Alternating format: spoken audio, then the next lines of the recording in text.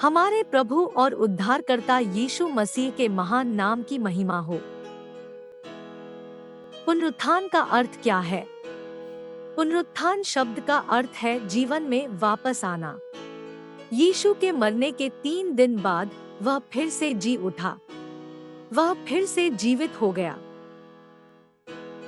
हम निश्चित रूप से कैसे जान सकते हैं कि यीशु वास्तव में जी उठा था? मसीह का पुनरुत्थान चारों सुसमाचारों में दर्ज है। सभी 4 सुसमाचार खाली कब्र की खोज के आसपास की परिस्थितियां वर्णन करते हैं।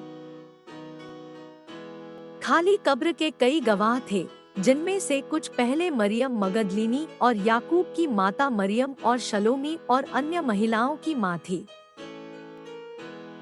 जब स्त्रियों ने शिष्यों को बताया, तब पतरस और यूहन्ना खाली कब्र को खोजने के लिए दौड़े। सभी 4 सुसमाचार लेखकों ने मसीह के पुनरुत्थान के 40 वर्षों के भीतर लिखा कि उन्होंने क्या देखा। उन्हें अत्यधिक सताया गया और उनके विश्वास के लिए शहादत का सामना करना पड़ा। मसीह का पुनरुत्थान एक सच्चा ऐतिहासिक तथ्य है। यीशु इस पृथ्वी पर अपने पुनरुत्थित शरीर में लगभग 40 दिनों तक जीवित रहे। बाइबल हमें बताती है कि 500 से अधिक लोगों ने 10 अलग-अलग समयों में पुनरुत्थित मसीह को देखा। यीशु अपने पुनरुत्थान के ठीक बाद मरियम मगदलीनी को दिखाई दिए। यीशु मसीह अपने 12 शिष्यों को ऊपर के कमरे में अपने पुनरुत्थित शरीर में दिखाई दिए। यूहन्ना की पुस्तक के अनुसार इम्माउस के मार्ग पर यीशु मसीह अन्य 2 शिष्यों को भी दिखाई दिए। उन्होंने एक अन्य अवसर पर शिष्यों के लिए नाश्ता भी बनाया। एक और ठोस प्रमाण खाली कब्र है। यदि मसीह नहीं जी उठे, तो उनका शरीर कहाँ है?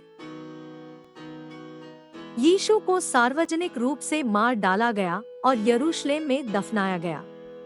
यदि उनके शरीर को चोरी करके कहीं छिपा दिया गया होता, तो उनके पुनरुत्थान में ईसाई धर्म का प्रचार करना असंभव होता। शिष्यों और अन्य लोगों ने उस कब्र को देखा जहां उसे दफनाया गया था। जब वे लौटे तो उनका शव वहां नहीं था। स्वर्गदूतों ने घोषणा की कि वह अपने वचन के अनुसार मृतकों में से जी उठा है। यीशु मसीह का पुनरुत्थान कैसे मायने रखता है? यीशु का मृतकों में से जी उठना सबसे बड़ी उपलब्धि थी, जो उसे हमेशा के लिए किसी भी अन्य धार्मिक नेता से अलग करता है, जो कभी भी रहा है या कभी जीवित रहेगा। अन्य सभी धार्मिक नेताओं के शव अभी भी उनकी कब्रों में हैं। यीशु की कब्र खाली है।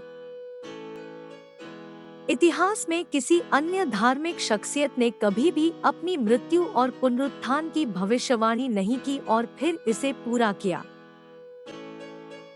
यीशु के जीवन और मृत्यु की भविष्यवाणी उनके जन्म से 1500 से 300 वर्ष पहले की गई थी।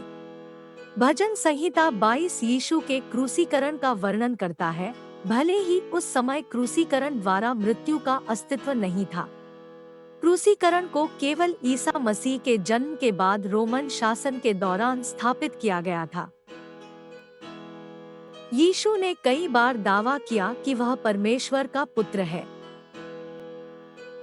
तथ्य यह है कि वह मरे हुओं में से जी उठा। यह विश्वास करने का एक सम्मोहक कारण है कि वह वही है जो उसने कहा कि वह है। दुनिया भर में ईसाई जीवित उद्धारकर्ता यीशु की उपासना केवल इसलिए करते हैं क्योंकि वह मृतकों में से जी उठे थे। यदि आज यीशु जीवित नहीं है, तो हमारा विश्वास व्यर्थ है। हमारे पास स्वर्ग में अनंत जीवन की प्रतिज्ञा केवल इसलिए है क्योंकि वह आज जीवित है।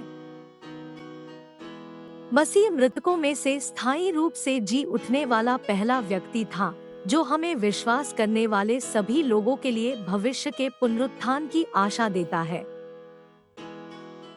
यीशु के पुनरुत्थान का अर्थ है कि हमारे पापों को क्षमा कर दिया गया है और स्वर्ग में परमेश्वर के साथ हमारी हमेशा के लिए संगति हो गई है।